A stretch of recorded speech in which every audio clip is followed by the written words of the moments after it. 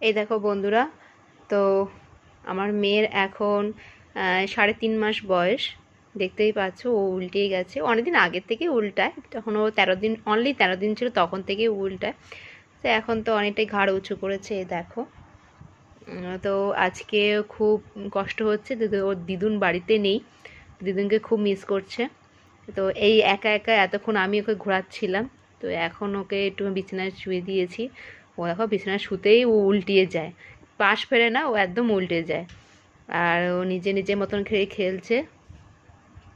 দিদুনকে খুব মিস করছিল, একটু খ্যান খ্যান করছে, কিন্তু বাড়িতে নেই। দিদুনকে খুব দেখতে পাচ্ছে না অনেকক্ষণ দিয়ে, 3-4 ঘন্টা হয়ে হলো মা বাড়িতে নেই।